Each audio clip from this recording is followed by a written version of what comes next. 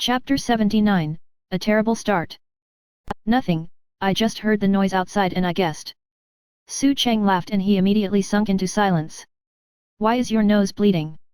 At this moment, Shen Yao pointed at him with surprise and asked curiously. Su Cheng paused for a second as he subconsciously wiped his nose. Of course, blood. Well, now that was a bit awkward. Probably because Auntie Lin brought over too many supplements for me. Should I call the doctor over? Shen Yao asked, a bit concerned. Nah, it's fine. Shen Yao nodded, got up and was about to take off her jacket because there was air conditioning inside the ward so she didn't need the jacket to fend off the cold. However, who knew Su Cheng would point at her and immediately say, don't take it off. Ran Jing and Shen Yao were both a bit dumbfounded. Su Cheng was also regretting his words just now. But, he was a bit scared that once he closed and opened his eyes again, if Shen Yao took off her jacket, then he might be able to see through her bra too. Then that would be a bit awkward. What's happening to you, acting all suspicious? Shen Yao wondered as she hung her jacket on the hanger and asked him. Aren't you cold? Su Cheng pulled whatever who could. Isn't there an air condition here? Shen Yao rolled her eyes. Then can you move the clothing rack to the window? Su Cheng said. Why? What if the killers have a sniper? I'm concerned that the window will give him just the window of opportunity to put a bullet up my butt. Shen Yao thought Su Cheng was right, so she rolled the clothing rack to the window to interfere with the sight from outside looking in. Then, Su Cheng pretended to go to sleep and closed his eyes. However, he couldn't fall asleep. After discovering such an amazing ability, how could someone not be super excited and fall asleep? Su Cheng closed his eyes, but he began concentrating his focus. Now, with the training of using ultrasound, it's much easier to control the level of concentration with his brain. When Su Cheng opened his eyes again, he shockingly found that he could see through all walls. He could even see the people walking around out there, and that visual was like a machine that could see through all kinds of materials and focus on the living beings in action.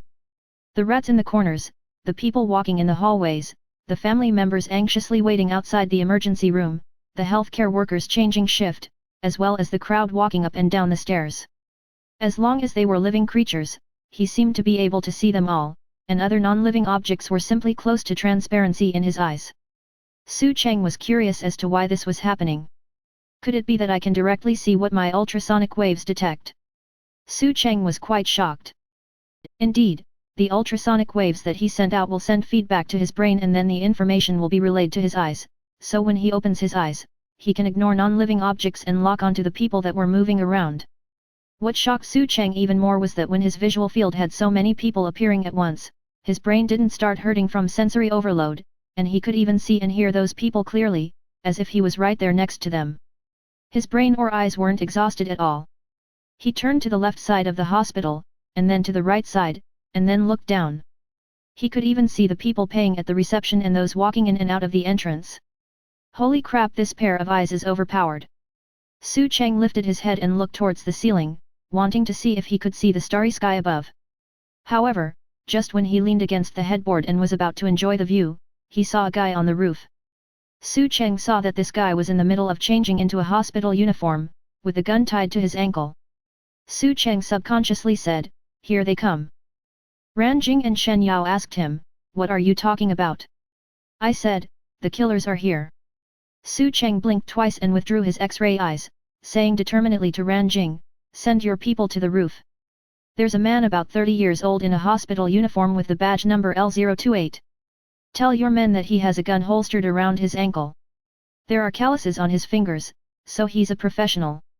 Ran Jing paused for a second. She completely didn't react to what Su Cheng was saying yet or whether he was even talking to her. "Wait, what?" Su Cheng immediately said, "Hurry and tell your men to intercept him. He's already coming down the stairs. Hurry up." Seeing that Su Cheng wasn't at all joking, Ran Jing immediately spoke into her earpiece to her squad that was on patrol, "Ah Bing, bring 3 people that are good with melee combat to the roof. Take the stairs instead of the elevator. If you see a male in his 30s with a work badge number of L028, check to see if there's a gun on his ankle. If yes, then take him down. Hurry up."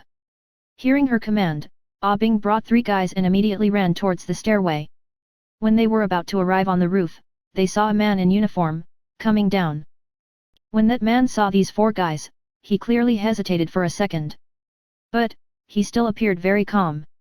After all, Ah Bing and the others were undercover, and the assassin thought that he might have been too sensitive, seeing these guys not in police uniforms. So, he acted casually and walked past them.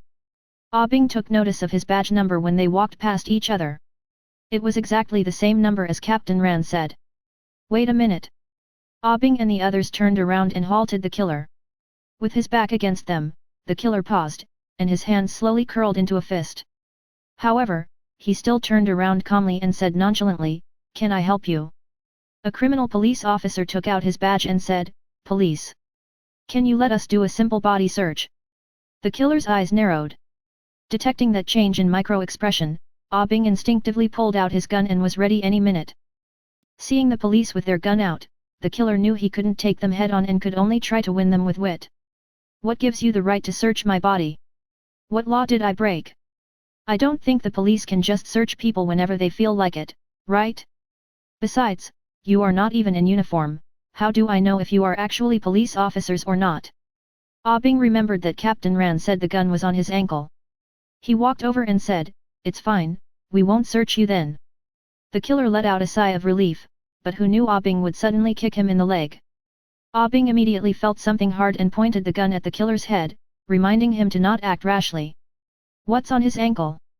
The other officers immediately got him under control and lifted a leg of his pants. Indeed, there was a black pistol with a silencer on it. "Captain Ran, you are right, this guy's a killer. We found a gun and a silencer." Ah Bing immediately reported to Captain Ran. And Ran Jing's eyes shot wide open as she looked towards Su Cheng.